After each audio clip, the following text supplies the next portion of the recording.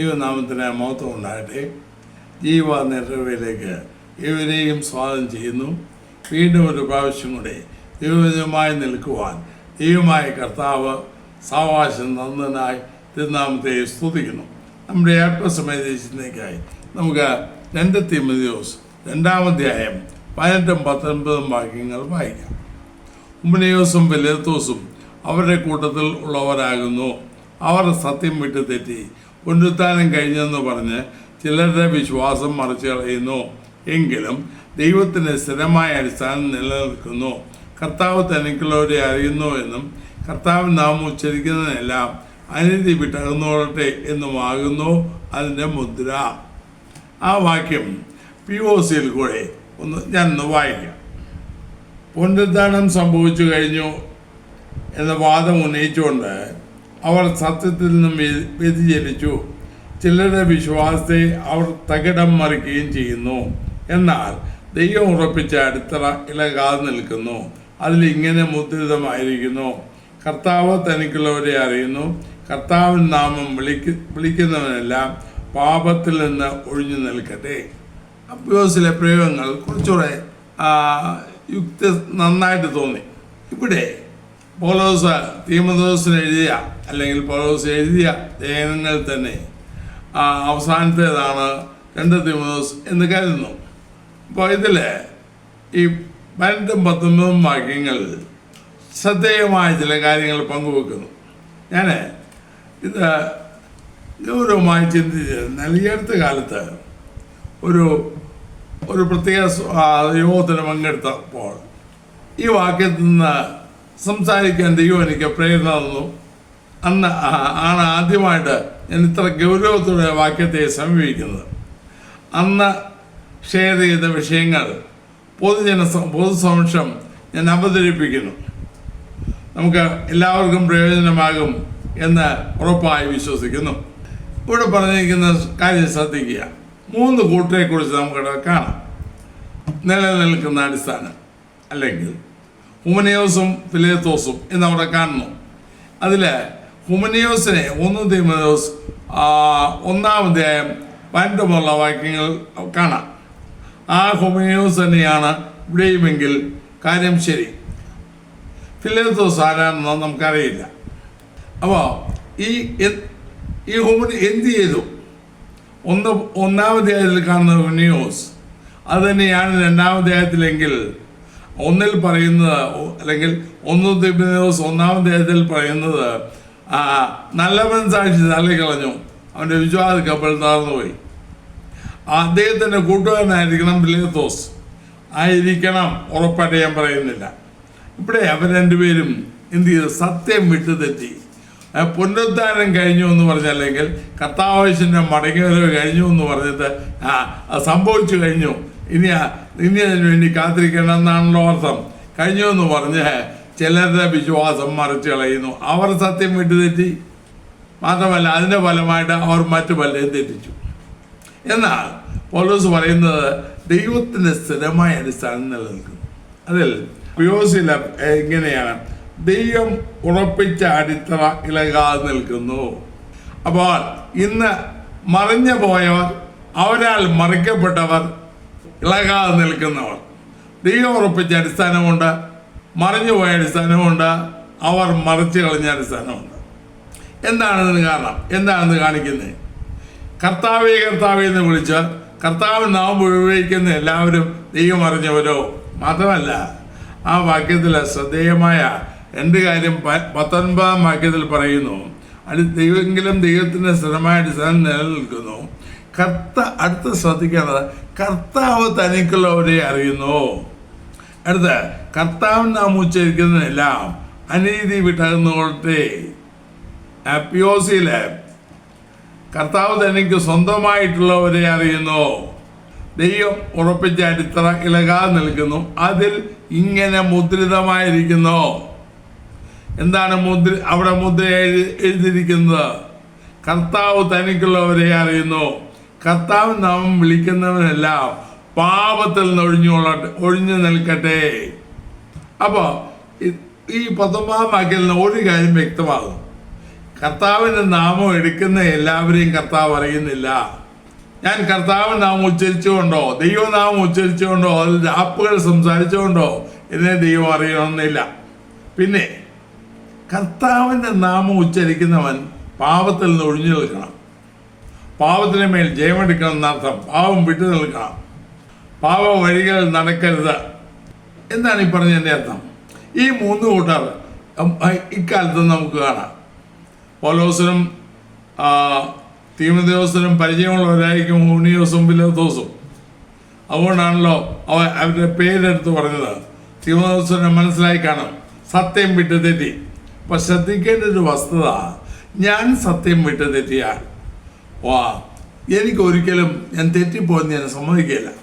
ഞാൻ വിശ്വസിച്ചിരിക്കുന്നത് സത്യം തന്നെയാണ് എന്ന് ഞാൻ കണക്കാക്കും. മാത്രമല്ല, അങ്ങനെ കണക്കാക്കുന്ന വ്യക്തി ചെയ്യുന്ന വേറൊരു കാര്യമുണ്ട്. സത്യത്തിൽ നിൽക്കുന്നു എന്ന് അവകാശപ്പെടുന്ന പലരെയും മറിക്കും. തെറ്റിയവൻ തെറ്റിക്കും, അത് ഉറപ്പാണ്. സമൂഹത്തിൽ നിന്ന് കാണുന്നത് അതാണ്. വിശ്വാസത്തിൽ നിലനിൽക്കുന്ന, വിശ്വാസത്തിൽ സ്ഥിരപ്പെട്ടിരിക്കുന്ന, ദൈവകൃപയിൽ നിൽക്കുന്ന ഒരു വ്യക്തി ഒരിക്കലും മറ്റൊരു വ്യക്തിയെ തെറ്റിക്കില്ല. അവർ തെറ്റിക്കില്ല. അവനെ വളർത്താൻ, കൃപയിൽ നിർത്താൻ ശ്രമിക്കുകയുള്ളൂ. ഇപ്പൊ മോശയുടെ കാലത്ത് കോരഹ്, ദാഥാൻ, അബീര 3 പേര് കൂടിയപ്പോൾ മോശയ്ക്കെതിരെ അവർ മത്സരിച്ചു. അപ്പോൾ എന്താ സംഭവിച്ചേ? അവർ 250 പേരെ വേറെ കൂട്ടി. ആകപ്പാടെ കലഹമായി, പ്രശ്നമായി. എന്തിനു പറയുന്നു? ഇസ്രായേൽ പാളയത്തിൽ വലിയ പ്രശ്നമായി. അവസാനം അവരുടെ കാര്യം കൈകാര്യം ചെയ്ത് കോരഹനെ അവൻ്റെ കൂട്ടരെയും ഭൂമി വായു പിളർന്ന് വിഴുങ്ങി അവരെ പ്രശ്നം പരിഹരിച്ച്. എന്നിട്ടും വീണ്ടും അതേ പ്രശ്നം നിലനിന്നു. അവരുടെ പേരിലുള്ള പിന്നെയും സംസാരം ഉണ്ടായി. ദൈവസഭയെ മുഴുവൻ നിങ്ങൾ കൊന്നില്ലേ എന്നും പറഞ്ഞ് മറ്റുള്ളവർ സംസാരിച്ചു. അപ്പോൾ ഒരുത്തൻ തത്വം വിട്ടുതെറ്റിയാൽ, കൃപയിൽ നിന്ന് തെന്നിയാൽ ഒരിക്കലും, ഞാൻ ആദ്യം പറഞ്ഞ പോലെ, ഒരിക്കലും കൃപയിൽ നിന്ന് തെന്നിയെന്ന് അവൻ സമ്മതിക്കില്ല. അവൻ ഞാൻ ചെയ്യുന്നത് ശരിയാന്നേ വരത്തുള്ളൂ. കാരണം അവൻ ശരിയാ. അതിന് കാരണം ദൈവത്തിൻ്റെ അടിസ്ഥാനമല്ല. അപ്പോൾ അതിൽ നിന്ന് ഒരു കാര്യം മനസ്സിലാകുന്നു, ദൈവത്തിൻ്റെ സ്ഥിരമായ അടിസ്ഥാനമുണ്ട്, അല്ലെങ്കിൽ ദൈവം ഉറപ്പായ അടിത്തറയുണ്ട്, എന്നാൽ മറ്റുള്ളത് ഇല്ല. അപ്പോൾ പലതും ദൈവം ഇട്ടതല്ല, അതുകൊണ്ട് അത് മറിഞ്ഞു പോകുന്നത്. അപ്പം ചോദിച്ചേക്കാം, അങ്ങനെയാണോ? അങ്ങനെയാണോ? ആന്നു. ഇവിടെ ഉറപ്പാണെന്ന് കരുതുന്ന പലതും, പുറമേക്ക് വളരെ മോടിയായി തോന്നുന്ന പലതും ദൈവത്താലുള്ളതല്ല. അതിപ്പോൾ മനസ്സിലാകില്ല. ഞങ്ങൾ ഉറപ്പായിട്ട് ദൈവത്തിൻ്റെതാ എന്ന് പറഞ്ഞുകൊണ്ടിരിക്കും. എന്നാൽ മനസ്സിലാകുന്ന ഒരു സമയമുണ്ട്. മത്തായി സുവിശേഷം 7-ാം അധ്യായത്തിൽ കർത്താവായ യേശു വ്യക്തമായിട്ട് പറഞ്ഞു, എന്നോട് കർത്താവേ കർത്താവേ എന്ന് പറയുന്നവൻ ഏവനുമല്ല. 21-ാം വാക്യം, സ്വർഗസ്ഥനായ എൻ്റെ പിതാവിൻ്റെ ഇഷ്ടം ചെയ്യുന്നതിനത്രേ സ്വർഗരാജ്യത്തിൽ കിടക്കുന്നത്. കർത്താവേ കർത്താവേ എന്ന് പറഞ്ഞ 24 മണിക്കൂറും അല്ലെങ്കിൽ രാപ്പുകൾ കർത്താവേ കർത്താവേ എന്നല്ലാതെ പേരൊന്നും പറയുന്നില്ലെന്നിരിക്കട്ടെ, അങ്ങനെ പറഞ്ഞുകൊണ്ടിരുന്നാലും സ്വർഗസ്ഥനായ ദൈവത്തിൻ്റെ ഇഷ്ടം ചെയ്യുന്നില്ല എങ്കിൽ, സ്വർഗീയ പിതാവിൻ്റെ ഇഷ്ടത്തിന് ഇടം കൊടുക്കുന്നില്ല എങ്കിൽ അവന് കർത്താവിൻ്റെ അറിവിൽ സ്ഥാനമില്ല. കർത്താവിനോട് പറയും, ഞാൻ അറിയത്തില്ലെന്നേ ഉള്ളൂ, ഞാൻ കർത്താവിനെ അറിഞ്ഞെന്ന് പറഞ്ഞതിൻ്റെ കാര്യമില്ല. ഗലാത്യർ പറഞ്ഞ നാം ദൈവത്തെ അറിഞ്ഞും വിശേഷാൽ ദൈവം നിങ്ങളെ അറിഞ്ഞുമിരിക്കേ എന്ന് ഗലാത്യരുണ്ട്. അപ്പോൾ ഞാൻ ദൈവത്തെ അറിയുന്നു പറഞ്ഞിട്ട് കാര്യമില്ല, ദൈവം എന്നെ അറിയുന്നു എന്ന് സാക്ഷ്യം പറയണം. ദൈവാത്മാവ് സാക്ഷ്യം പറയണം. നാം മക്കളെന്ന് ദൈവാത്മാവ് തന്നെ നമ്മുടെ ആത്മാവോട് സാക്ഷ്യം പറയണം. നമുക്ക് ഇങ്ങോട്ട് തിരിച്ചു വരാം. എന്തുകൊണ്ട് അടിസ്ഥാനങ്ങൾ മറിഞ്ഞു പോന്നു? ദൈവം അറിയുന്നില്ല. കർത്താവ് തനിക്കുള്ളവരെ അറിയുന്നെന്നാണ് പറഞ്ഞത്. അപ്പോൾ തനിക്കുള്ളവരെ അറിയുന്നത് പറയണമെങ്കിൽ തനിക്കുള്ളവരല്ലാത്തതുകൊണ്ടല്ലോ ഇവിടെ കർത്താവ് അയച്ചു പറയുന്നതാണ്. 22-ാം വാക്യം, കർത്താവേ കർത്താവേ നിന്റെ നാമത്തിൽ നിങ്ങൾ പ്രവചിക്കുകയും നിന്റെ നാമത്തിൽ ഭൂതങ്ങളെ പുറത്താക്കുകയും നിന്റെ നാമത്തിൽ വളരെ പെരിയ പ്രവൃത്തികൾ പ്രവർത്തിക്കുകയും ചെയ്തില്ലയോ എന്ന് പലരും ആ നാളിൽ എന്നോട് പറയും. ശ്രദ്ധിക്കണം. കർത്താവേ, നിന്റെ നാമത്തിൽ, യേശുക്രിസ്തുവിന്റെ നാമത്തിൽ പ്രവചിച്ചു, യേശുക്രിസ്തുവിന്റെ നാമത്തിൽ വീര്യപ്രവൃത്തികൾ ചെയ്തു, യേശുക്രിസ്തുവിന്റെ നാമത്തിൽ ഭൂതങ്ങളെ പുറത്താക്കി. ഈ ഇതിൽ 22-ാം വാക്യത്തിൽ പറഞ്ഞിരിക്കുന്ന പോലെ വലിയ ശുശ്രൂഷ ചെയ്താൽ തീർച്ചയായിട്ടും എത്ര പ്രസിദ്ധരായിരിക്കും എന്നുള്ളതാണ്.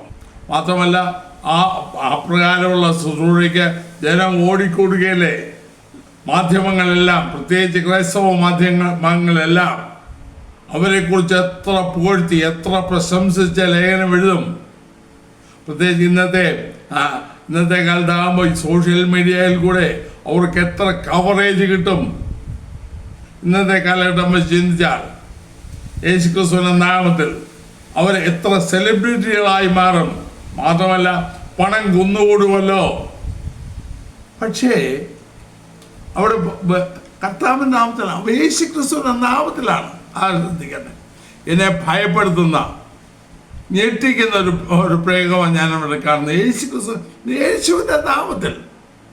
പിന്നെ കുഴപ്പം എന്താണ്? 23-ാം വാക്യം. അന്ന് ഞാൻ അവരോട്, ഞാൻ ഒരു നാളും നിങ്ങളെ അറിഞ്ഞിട്ടില്ല.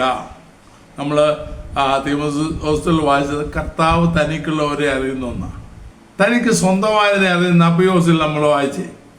എന്നാൽ ഇവിടെ പറയുന്നു, ഞാൻ ഒരു നാളും നിങ്ങളെ അറിഞ്ഞിട്ടില്ല. ഒരു നാളും അറിഞ്ഞിട്ടില്ലെന്നാ പറയുന്നത്. എന്നിട്ട് അധർമ്മം പ്രവർത്തിക്കുന്നവരെ എന്നെ വിട്ടു പോകുവിൻ എന്ന് തീർത്തു പറയും.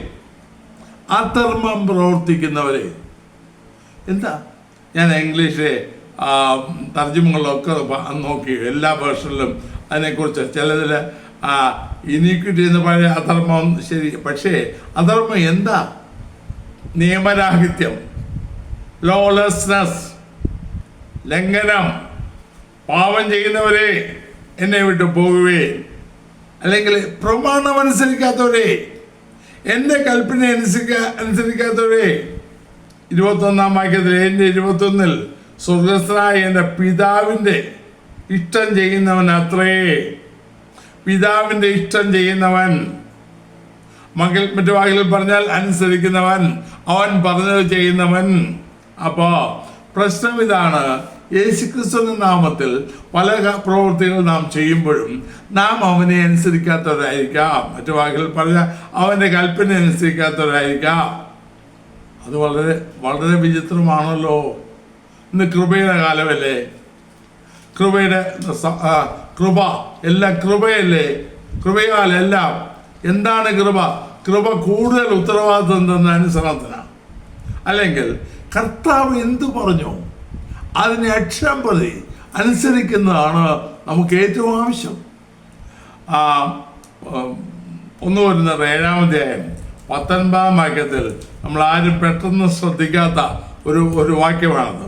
ഇങ്ങനെ എഴുതിയിരിക്കുന്നു, പരിച്ഛേദന ഒന്നുമില്ല, അഗ്രഹമോ ഒന്നുമില്ല, ദൈവകൽപ്പന പ്രമാണിക്കുന്ന അത്രേ കാര്യം. ദൈവത്തിൻ്റെ കൽപ്പന.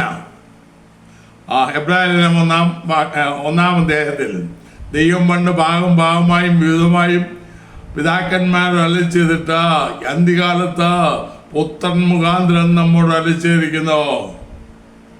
11-ാം അധ്യായത്തിൽ അരളിച്ചെയ്യുന്നവനെ നിരസിക്കാതിരിപ്പാൻ നോക്കുകയും ഭൂമിയിൽ നിന്ന് അരളിച്ചവനെ നിരസിച്ചവർ തെറ്റി ഒഴിയാതെ പോയി എങ്കിൽ സ്വർഗത്തിൽ നിന്ന് അരളിച്ചെയ്യുന്നവനെ നാം വിട്ടുമാറിയാൽ എത്രയധികം. അപ്പോൾ പ്രധാനം ഇതാണ്, ദൈവത്തിൻ്റെ ആത്മാവ് ദൈവവചനത്തിൽ എന്ത് രേഖപ്പെടുത്തിയിരിക്കുന്നോ അതിനെ അനുസരിക്കാതിരുന്നാൽ, അതിനെ പാലിക്കാതിരുന്നാൽ അത് ദൈവേഷം ചെയ്യുന്നതല്ലോ, അത് നമ്മൾ ലംഘനമായി മാറുമല്ലോ. നാം വായിച്ച കർത്താവിൻ നാമം ഉച്ചരിക്കുന്നതിനെല്ലാം അനീതി വിട്ടകന്നുകൊള്ളട്ടെ. 2 തിമോഥെയോസ് 2:19. അനീതി വിട്ടകന്നുകൊള്ളട്ടെ, അല്ലെങ്കിൽ പാപം വിട്ടകന്നുകൊള്ളട്ടെ. പിയോസിനെ തർജ്ജിമ അതാണ് ശരിയും.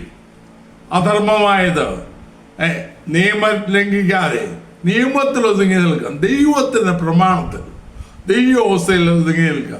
119-ാം സങ്കീർത്തനം 4-ാം വാക്യത്തിൽ ഇങ്ങനെ വായിക്കുന്നു, നിന്റെ പ്രമാണങ്ങളെ കൃത്യമായി ആചരിക്കേണ്ടതിന് നീ ഇവയെ കൽപ്പിച്ചു വന്നിരിക്കുന്നു. കൃത്യമായി ആചരിക്കേണ്ടത്.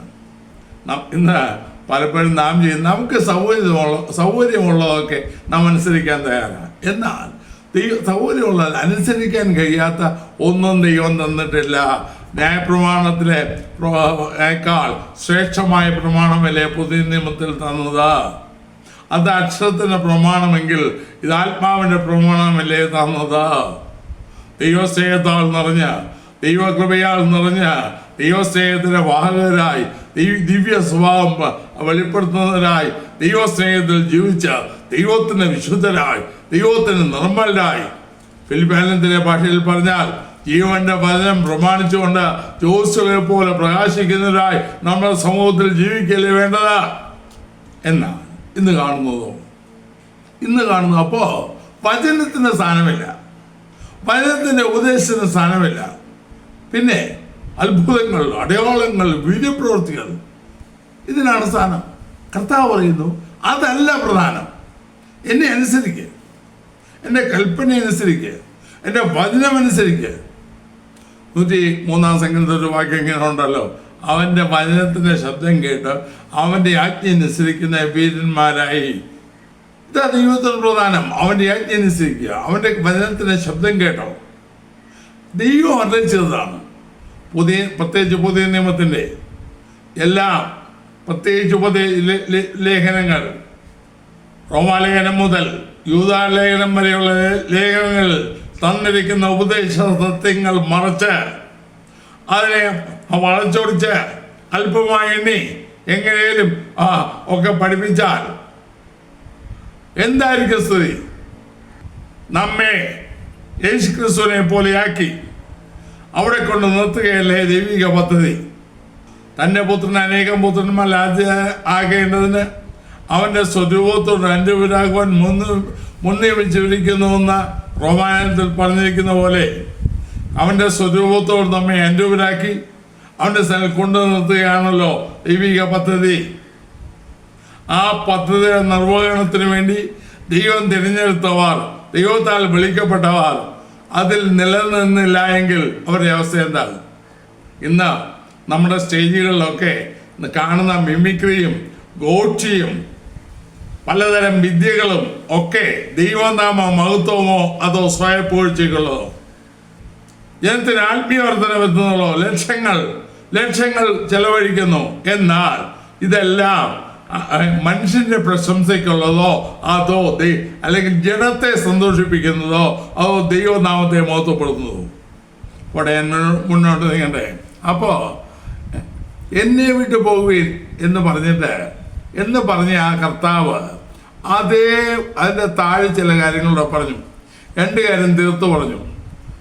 എന്തുകൊണ്ട് അവൻ അവരോട് അല്ലെങ്കിൽ മറിഞ്ഞു പോകുന്ന അടിസ്ഥാനമേത്, നിലനിൽക്കുന്ന അടിസ്ഥാനമേത് എന്ന് കർത്താവ് വ്യക്തമായി അവിടെ പറഞ്ഞു. 24-ാം വാക്യം, ആകയാൽ എൻ്റെ ഈ വചനങ്ങളെ കേട്ട് ചെയ്യുന്നവനെല്ലാം പാറമേൽ വീണുമെന്ന ബുദ്ധിയുള്ള മനുഷ്യനോട് തുല്യനാകുന്നു.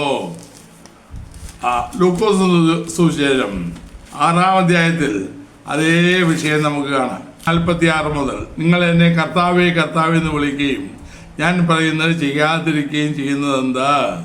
എൻ്റെ അടുക്കൽ വന്ന് എൻ്റെ വചനം കേട്ട് ചെയ്യുന്നവനെല്ലാം ഇന്നവനോട് തുല്യൻ എന്ന് ഞാൻ കാണിച്ചു തരാം.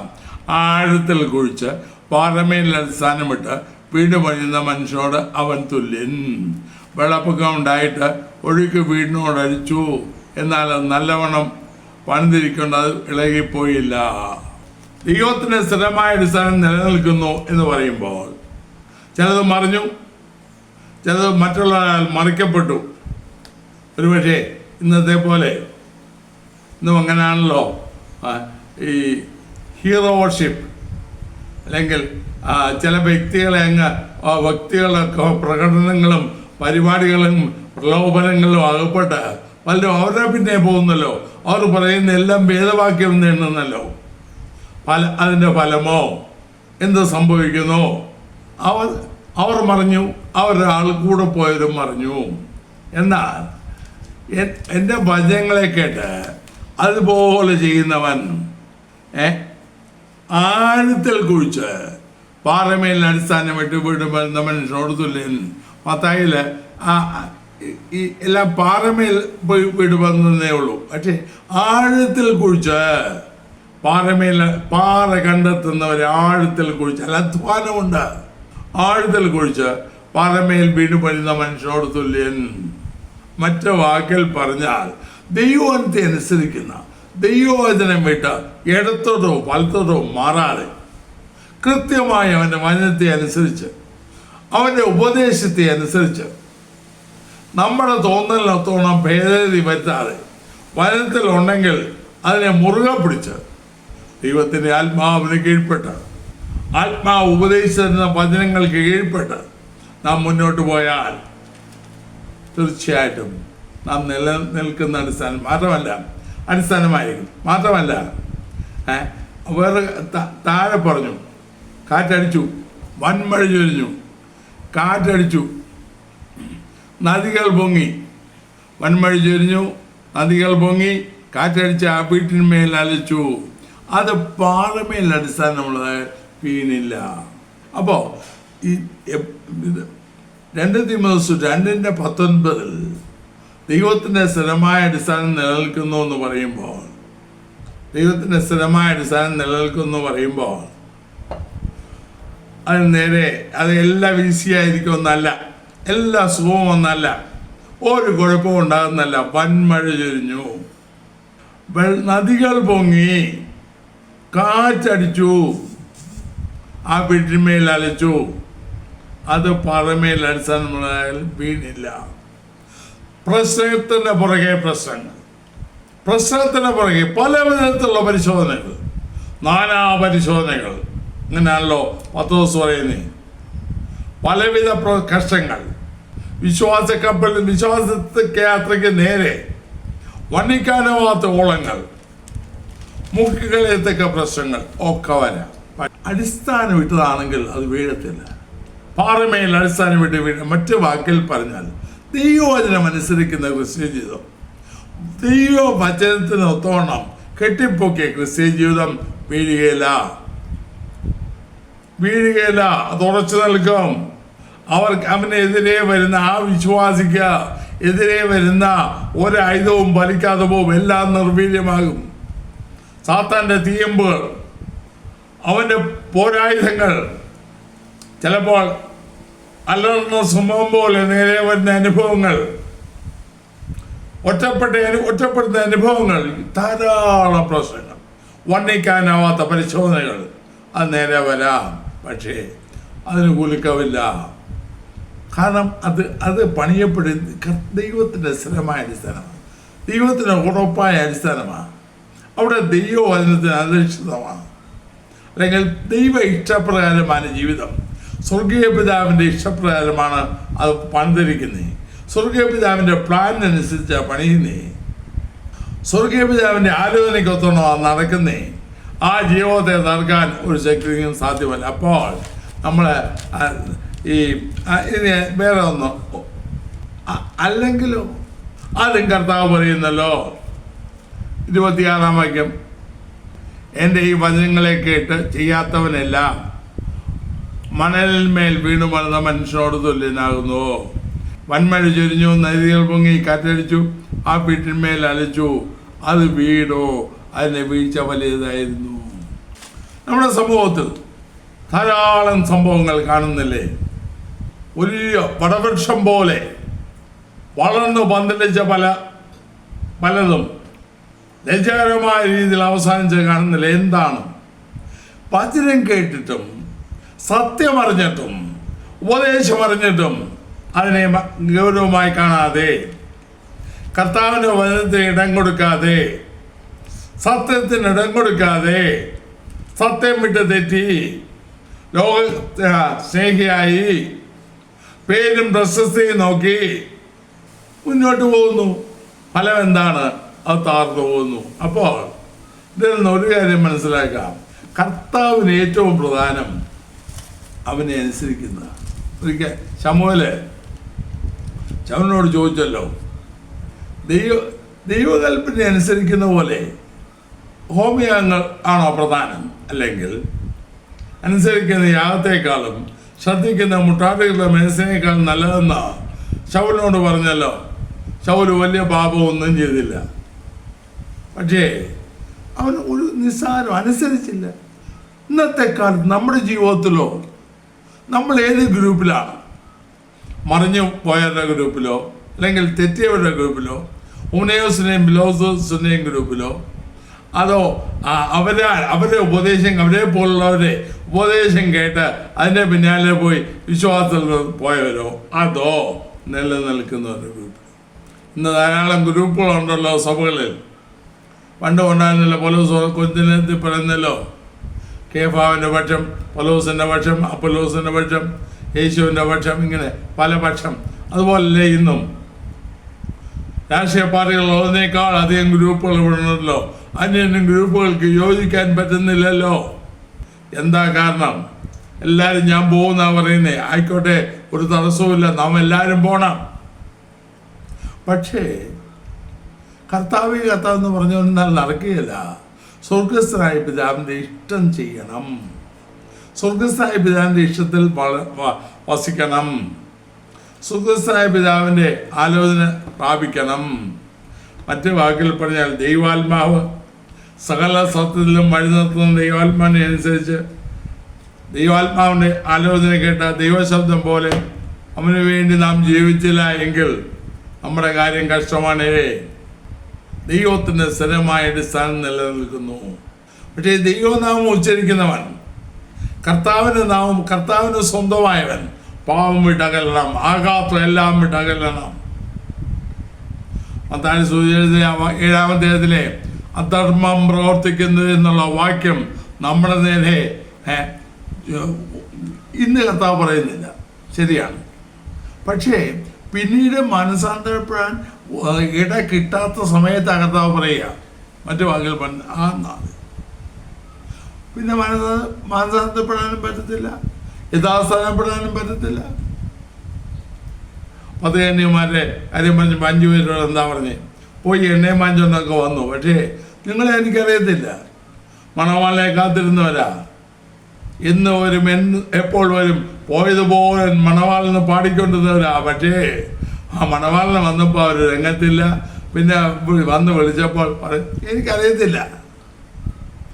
വാസ്തവം പറഞ്ഞാൽ ഈ വാക്യങ്ങളൊക്കെ ദൈവത്തിലുണ്ടെങ്കിലും നമുക്ക് എന്നെ ഭയപ്പെടുന്ന ഒരു കാര്യം, ഒരു മനസ്സാക്ഷി കൊത്തുമില്ലല്ലോ.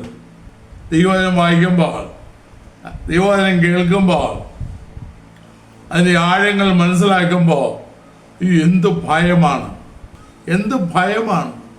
എന്നാൽ ഇന്നോ എന്തെങ്കിലും ആക്രോശങ്ങൾ, വെല്ലുവിളികൾ, അവകാശവാദങ്ങൾ. ഇന്ന് രാവിലെ പത്രം ഇന്നലെ മുതൽ ഞാൻ ഞെട്ടിപ്പോയി. ഒരു സംഭവം കേട്ട് വളരെ വളരെ ദുഃഖം തോന്നി. മനുഷ്യൻ എന്തുണ്ട്? 12 റോൾസ് റോയ്സോ, കോടികളുടെ ആസ്തിയോ, ലോകത്തിൽ സെലിബ്രിറ്റിയായി ഒരു വെടിയുണ്ടയിൽ ആൾ തീർന്നു. ഇത്രയല്ലേ ഉള്ളൂ മനുഷ്യൻ. ഏതോസം പറയുന്നു, ഏത് മനുഷ്യനും ഉറച്ചു നിന്നാലും ഒരു ശ്വാസമത്രേ.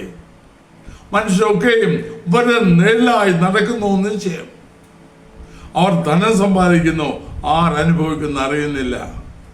നാം ഇത് ചിന്തിക്കുന്നു. ദൈവവിഷയത്തെക്കുറിച്ച്, ദൈവ ശബ്ദത്തെക്കുറിച്ച്, അവിടെ ദൈവസ്ഥലിൽ നിൽക്കണമെന്നതിനെ കുറിച്ച് അല്പമെങ്കിലും ചിന്ത നമുക്കുണ്ടോ? ഉണ്ടായിരുന്നെങ്കിൽ എത്ര ഭയം നമ്മളുണ്ടായേനെ. ആത്മീയ മണ്ഡലത്തിൽ, സഭകളിൽ, നേതൃസ്ഥാനങ്ങളിൽ ഇപ്പോൾ നടക്കുന്ന വടംവലികളും ഒക്കെ കാണുമ്പോഴേ അധികാര തർക്കങ്ങളും അവകാശവാദങ്ങളും അധികാര സ്ഥാനം ഉറപ്പിക്കാനുള്ള കുതന്ത്രങ്ങളും കുതികാലുവെട്ടുകളും ഒക്കെ കാണുമ്പോൾ ഇത് ആർക്ക് വേണ്ടി, എന്തിനു വേണ്ടി? ദൈവനമേ, ദൈവത്തിൻ്റെ അടിസ്ഥാനമോ, ദൈവം വിട്ട അടുത്തറയോ, അതോ മണലിന്മേൽ പണിയുന്നവർ? വളരെ ഗൗരവത്തിൽ ചിന്തിക്കണേ. 3 ദിവസം വിലേ ദിവസം മറിഞ്ഞു, സത്യം വിട്ടു തെറ്റി അവരുടെ കൂടെ പോയവരും മറിഞ്ഞു. എന്നാൽ അതിൻ്റെ മധ്യത്തിലും ദൈവത്തിൻ്റെ സ്ഥിരമായ അടിസ്ഥാനം നൽകും. ദൈവം വിട്ടതെങ്കിൽ, ദൈവവചനത്തെ ഭയപ്പെട്ട്, ദൈവ ശബ്ദം കേട്ട്, ദൈവാത്മാവിനെ അനുസരിച്ച്, ദൈവത്തിങ്കൽ വിറച്ച് അവൻ്റെ ഇഷ്ടം ചെയ്യുന്നവരെങ്കിൽ നമുക്ക് ഭയപ്പെടാനില്ല. അല്ലാത്തവരെ മണ്ണിൽ എന്നെ വിട്ട് പോകുന്നവരെ മണ്ണിൽ എഴുതി വെക്കുമെന്ന ദൈവാനത്തിൽ കാണുന്ന പോലെ ഉള്ള അവസ്ഥയല്ലേ നമുക്ക് ചിന്തിക്കാം. നമ്മുടെ ജീവിതത്തിൻ്റെ ഭദ്രതയും നമ്മുടെ ഭാവിയുടെ ഭദ്രതയും ദൈവത്തെ നാം അനുസരിക്കുന്നതാണ് ഉള്ളത്. അതുകൊണ്ട് അപ്പോസ്തലൻ പറഞ്ഞേ, ദൈവത്തിൻ്റെ സ്ഥിരമായ അടിസ്ഥാനം നിലനിൽക്കുന്നു. കർത്താവ് തനിക്കുള്ളവരെ അറിയുന്നു.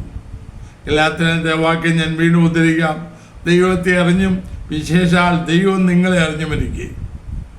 ബോണഗെയിൻ ബോണഗെയിൻ ബോണഗെയിൻ നാഴേക്ക് 40 വട്ടം പറഞ്ഞുകൊണ്ടിരുന്നാലും കാര്യമില്ല. ദൈവയിഷ്ടം ചെയ്യുക. ദൈവയിഷ്ടം ചെയ്തവൻ അവൻ എന്നേക്കും ഇരിക്കും. ഇന്ന് ആളുകൾ നാം ഏത് കൂട്ടത്തിലാണ്? മറിഞ്ഞവരുടെ കൂട്ടത്തിൽ, തെറ്റിയവരുടെ കൂട്ടത്തിലോ, അവരുടെ വലയിൽ അകപ്പെട്ട്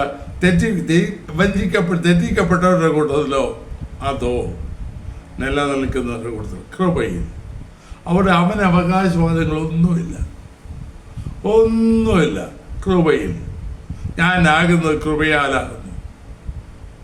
കൃപയിൽ മാത്രം, ദൈവകൃപയിൽ ആശ്രയിച്ച്, ദൈവകൃപയിൽ ചാരി, ദൈവകൃപയ്ക്കൊത്തവണ്ണം ദൈവകൃപയെ ധ്യാനിച്ച് നിരന്തരം ദൈവവനത്തിൽ നിന്ന് ഇടത്തോട്ടോ വലത്തോട്ടോ മാറാതെ ദൈവവനത്താൽ, ദൈവാത്മാനാൽ നടത്തപ്പെട്ട് നമ്മുടെ രാജ്യത്തിന് വേണ്ടി നമുക്ക് ഒരുങ്ങാം.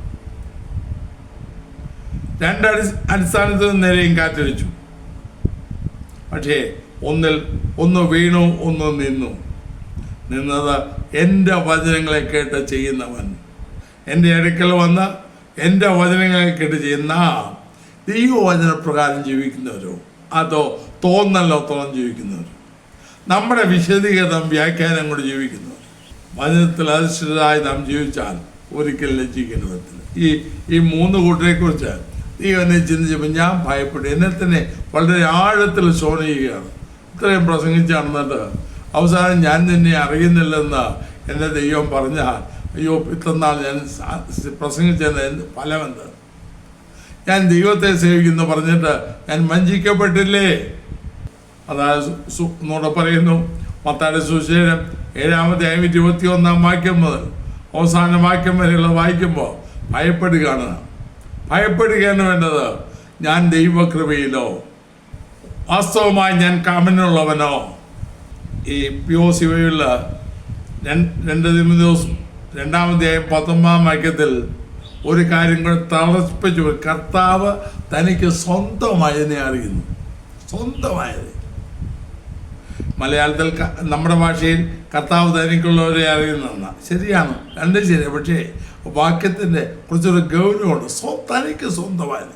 അപ്പോൾ നാം കർത്താവിനെ അറിയപ്പെട്ട അവന് സ്വന്തമായവരോ? വളരെ ചിന്തിക്കണേ. അതോ ഹുമനയോസും പ്രസംഗിച്ചവനായിരിക്കാം, പ്രസിദ്ധനായിരിക്കാം, പക്ഷേ അവൻ്റെ നല്ല മനസ്സാരിയും പോയി. അവൻ സത്യം വിട്ടു തെറ്റി. ഇതുപോലെ സത്യം വിട്ടു തെറ്റി കഴിഞ്ഞ് വീണർത്ത് കിടന്ന് ഉരുണ്ട് എങ്ങനെങ്കിലും തടിതപ്പാൻ ശ്രമിക്കുന്ന അവസ്ഥയോ നമുക്ക്? അതോ കർത്താവ് ദൈവത്തിൻ്റെ സ്ഥലമായി പാവം വിട്ടൊഴിഞ്ഞ് കർത്താവിൻ നാം ഏറ്റുപറഞ്ഞ് കർത്താവിനോട് ചേർന്ന് നിന്ന് അവൻ്റെ വചനത്തിൻ്റെ ശബ്ദം കേട്ട് അവൻ്റെ യജ്ഞനുസരിക്കുന്ന, അല്ലെങ്കിൽ ഉപദേശത്തിൽ നിലനിന്ന് യോഹന്നാൻ പറഞ്ഞ പോലെ ക്രിസ്തുവിൻ്റെ ഉപദേശത്തിൽ നിലനിൽക്കുന്നവരായി, സത്യവചനത്തെ മുറുകെ പിടിക്കുന്നവരായി, സത്യം വിൽക്കുന്നവരായിട്ടല്ല, സത്യം വാങ്ങിക്കൊണ്ട് ദൈവത്തിൻ്റെ അടിസ്ഥാനമായി എന്തു വന്നാലും ദൈവവചനം വിട്ട ഞാൻ ഒന്നിനുമില്ല എന്ന തീരുമാനത്തോടെ അതിൽ ഉറച്ചു നിൽക്കുന്നവരായി മുന്നോട്ട് പോകുന്നുവെങ്കിൽ നമുക്ക് ഭയപ്പെടുവാനില്ല. അപ്പോൾ തെറ്റിപ്പോയവരുടെ കൂട്ടത്തിലോ, തെറ്റിക്കപ്പെട്ടവരുടെ കൂട്ടത്തിലോ, അതോ ദൈവത്തിൻ്റെ അടിസ്ഥാനമായി ഉറച്ചു നിൽക്കുന്നുണ്ടോ? ദൈവം നമ്മെ അറിയുന്നു. നമ്മൾ ചിന്തിച്ചല്ലോ 3 കൂട്ടർ, അത് അതിലധികം ഒരുപക്ഷെ കണ്ട്, അല്ലെങ്കിൽ പ്രവചിച്ച യേശുക്രിസ്തുവിന്റെ നാമത്തിൽ പ്രവചിച്ചവർ, യേശുക്രിസ്തുവിന്റെ നാമത്തിൽ ഭൂതങ്ങളെ പുറത്താക്കിയവർ, യേശുക്രിസ്തുവിന്റെ നാമത്തിൽ വീതി പ്രവർത്തികൾ ചെയ്തവർ, അവരെ അറിയത്തിൽ ഒരു നാൾ പറഞ്ഞിട്ടില്ലെന്ന് കർത്താവ് പറഞ്ഞു കഴിഞ്ഞാൽ, അവരെ അധർമ്മം പ്രവർത്തിക്കുന്നവരെന്ന് വിളിച്ചെങ്കിൽ ഇളവരായി നാം എത്രയധികം ദൈവത്തെ ഭയപ്പെട്ടു അവൻ്റെ വനത്തിൻ്റെ ശബ്ദത്തിൽ നടുക്കത്തോടെ വിറയലോടെ ചെയ്യുന്നവരെ നിരസിക്കാതെ ദൈവാത്മാവിനെ കീഴ്പ്പെട്ട് ഭയത്തോടെ ഭക്തിയോടെ നമ്മുടെ ക്രിസ്തീയ സേവനം ചെയ്യുക. അതുകൊണ്ടാണല്ലോ 12-ാം അധ്യായത്തിൽ അവസാന 27-ാം വാക്യത്തിൽ അകലകാത്ത രാജ്യം പ്രാപിക്കുന്നതുകൊണ്ട് നാം നന്ദിയുള്ളവരായി ദൈവത്തിന് പ്രസാദം വരുമാറും ഭയത്തോടും ഭക്തിയോടും കൂടെ സേവ ചെയ്യുക. 28-ാം വാക്യം നമ്മുടെ ദൈവം ദയിപ്പിക്കുന്നതിനു ഈ നാളുകൾ ഒന്ന് ചിന്തിക്കാം. വിശ്വാസക്കപ്പൽ അല്ലെങ്കിൽ ഞാൻ മറിഞ്ഞുപോയ അടിസ്ഥാനത്തിൽ ഉണ്ട് അല്ലെങ്കിൽ ഹുമനയോസിനെ പോലെ ഞാൻ മറിഞ്ഞുപോയ കൂട്ടത്തിലാണോ, അല്ലെങ്കിൽ ഹുമനയോസിനെ പോലെ ഒരാൾ അതുപോലുള്ള ഒരാൾ മറിഞ്ഞു വീണവരാൽ തെറ്റിപ്പോയൊരാൾ തെറ്റിക്കപ്പെട്ടവനാണ്, അതോ അല്ല ഒരു ശക്തിക്കും ഇളക്കാൻ കഴിയാതെ ക്രിസ്തുവിൽ അടിസ്ഥാനപ്പെട്ടിരിക്കുന്നത്. നമ്മുടെ ജീവിതത്തെ പരിശോധിക്കാം, കണ്ടുപിടിക്കാം, ദൈവത്തെ കൃത്യമായി ആചരിക്കുക. ന്യായപ്രമാണം അഗ്രജന്മോ ഒന്നുമല്ല, ദൈവകൽപ്പന പ്രമാണിക്കുന്നതാണ് കാര്യമെന്ന് ദൈവത്തെ ആത്മാവ് രേഖപ്പെടുത്തിയിരിക്കുക. വചനത്തെ അനുസരിച്ച് വചനം വിട്ട് എടുത്തതും വളരതും മാറാതെ സത്യത്തിന് വേണ്ടി നിലനിന്നു സത്യത്തെ ഉയർത്തിപ്പിടിച്ച് സാക്ഷ്യമുള്ളവരായി മാതൃകയുള്ളവരായി വിശ്വാസം വിട്ടുകളയാതെ വിശ്വസ്തരായി കർത്താവിനെ സേവിപ്പാൻ ദൈവം നമ്മെ സഹായിക്കട്ടെ. സേവനായ സ്വർഗപിതാവേ, അവിടുത്തെ കാര്യങ്ങൾ ഞങ്ങളെ ഏൽപ്പിക്കുന്നു. അതാ തെറ്റിപ്പോയവരെയും വീണവരെയും കുറിച്ച് ചിന്തിപ്പാനിടയായി ദൈവത്തിൻ്റെ സ്ഥിരമായ അടിസ്ഥാനം ഏതെന്നും ചിന്തിപ്പാൻ ഞങ്ങളെ സഹായിച്ചല്ലോ. കർത്താവെ, ഞങ്ങളുടെ സ്ഥിരമായ അടിസ്ഥാനമായി അങ്ങനെ നിലനിന്ന് അങ്ങയ്ക്ക് ഫലം കഴിപ്പാൻ ഞങ്ങളെ സഹായിക്കണമേ. എന്നെ കേൾക്കുന്ന പ്രിയപ്പെട്ടവർ അവിടുന്ന് സംസാരിക്കണമേ. ഞങ്ങൾ ഏത് കൂട്ടത്തിലാണ്? നാഥ, തെറ്റിപ്പോയവരുടെ കൂട്ടത്തിലോ അവരാൽ തെറ്റിക്കപ്പെട്ടവരുടെ കൂട്ടത്തിലോ അല്ല, സ്ഥിരമായ അടിസ്ഥാനമായി ദൈവത്താൽ അറിയപ്പെട്ടവരായി നിലനിൽക്കുന്നവരായി തിരുവാൻ ഞങ്ങളെ സഹായിക്കണമേ. യേശുക്രിസ്തുവിന്റെ നാമത്തിൽ പിതാവേ, ആമേൻ. ഈ വീഡിയോ നിങ്ങൾക്ക് അനുഗ്രഹമായെങ്കിൽ മറ്റുള്ളവർക്കും ഷെയർ ചെയ്ത് കൊടുക്കുക. നിങ്ങൾക്കായി പ്രാർത്ഥിക്കുക. ദൈവമായ കർത്താവ് നിങ്ങളെ അനുഗ്രഹിക്കുമാറാകട്ടെ.